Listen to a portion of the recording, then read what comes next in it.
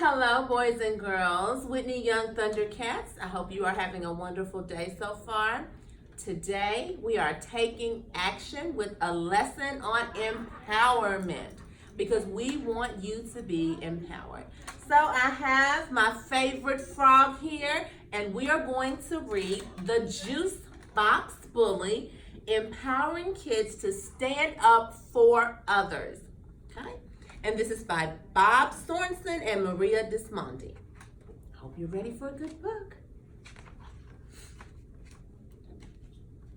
As Pete stood in front of his new class, Mr. Peltzer announced, "Let's welcome Pete to our team.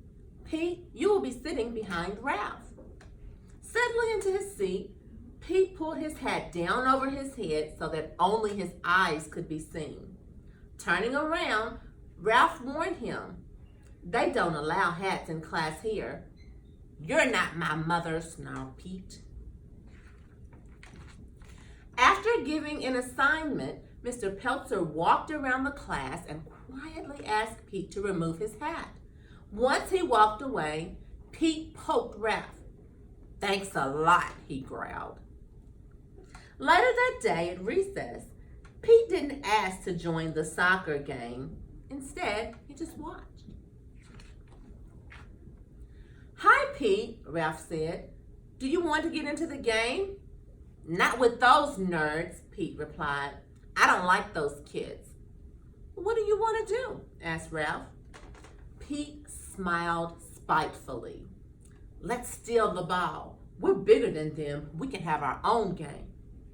"I don't think so," answered Ralph. "That's not how we do things around here."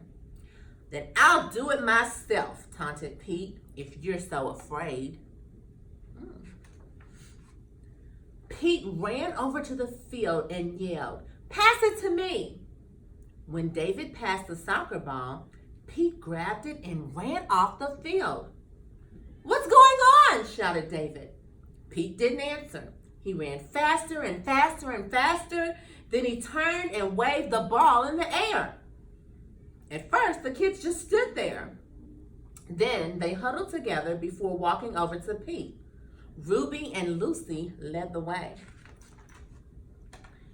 "I know you're new around here, but what are you doing?" asked Ruby. "I'm playing with the soccer ball," Pete snapped. "Think you're going to take it away from me?" Ruby didn't argue, nor did she threaten Pete. Instead, she said softly but firmly, "It's your first day here, so there is no way you could know this. But in Mr. Peltzer's class, we made a promise. We promised to take care of ourselves, each other, and our classroom, and to solve problems peacefully. We promised that in this class, no one would stand by and accept bad behavior. When someone acts hurtfully, we'll all speak up. We want you to be a member of the class and to make the same promises." "Dumb rules, dumb promises." Throwing the ball to the ground, Pete walked away. Sounds like a good pledge they made in Mr. Peltzer's room, but Pete wasn't having it. Let's see what happens. The next day, Pete ate alone. When he finished lunch, the kids raced out of the lunchroom while Pete trailed behind. Ruby ran up to Pete and asked, "Do you want to play soccer today?" "I don't play with nerds." "Okie dokie," Ruby replied. "Hey, Ruby," Pete called after her. Ruby stopped and turned. "Nice shirt," Pete complimented. Then he squirted his juice box right at her. Pete does not know what we do at this school. We'll have to show him. "You're so mean," she shrieked at him. "I'll tell everyone how mean you are. You won't have any friends here." By now, Ralph, David, and some of the others had come up to them. "Ruby, I won't let you do that," Ralph said clearly. "Remember our promise?" "I don't want to remember the promise. Look what he did." We'll ignore him forever until he leaves the school and goes back to his old school, Ruby demanded. Ruby's pretty upset. Ralph walked between Ruby and Pete. We're not going to do this, Ruby. I know you're angry. You can tell Mr. Peltzer if you want, but we're not going to let you treat Pete like this. And we won't put up with his bad behavior either. Ruby stomped away, leaving Pete and Ralph behind. No one's ever done that before, Pete said. Why did you stand up for me? I've been in your shoes, and I learned that being a bully doesn't work.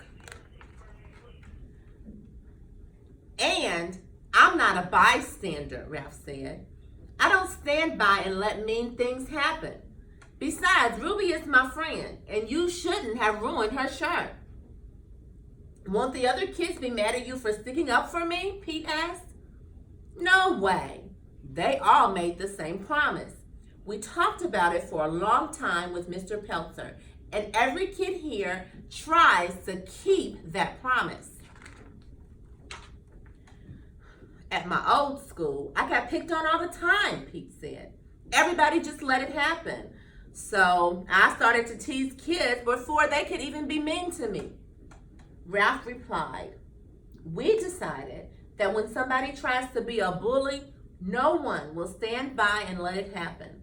We speak up or we ask for help from an adult, but we won't be bystanders to bad behavior.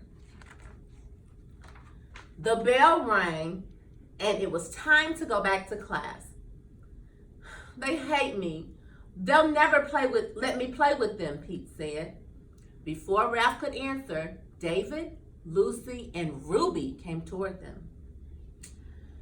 Oh, I'm sorry about what I said, Ruby said. She apologized.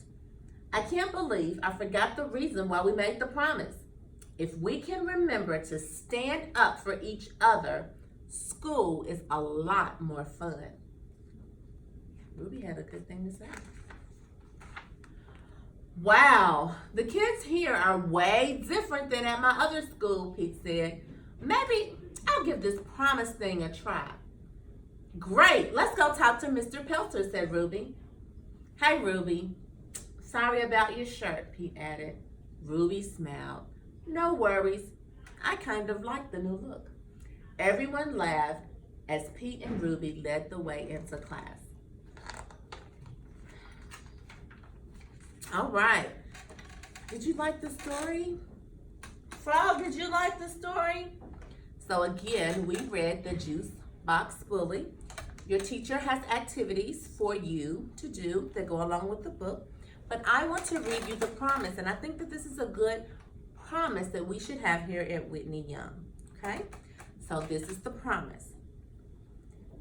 I want you guys to repeat after me, okay? The promise.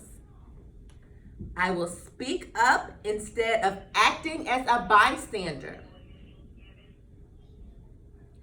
I choose to participate in activities that don't involve teasing. I forgive others if they make poor choices. I model good behavior. I accept others for their differences.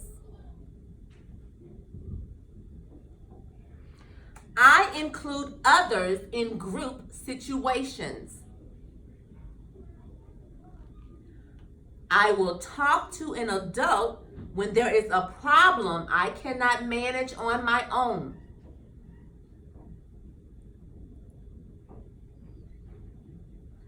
I am powerful in making a difference in my school. So boys and girls, if you repeat it after me, you just made the promise.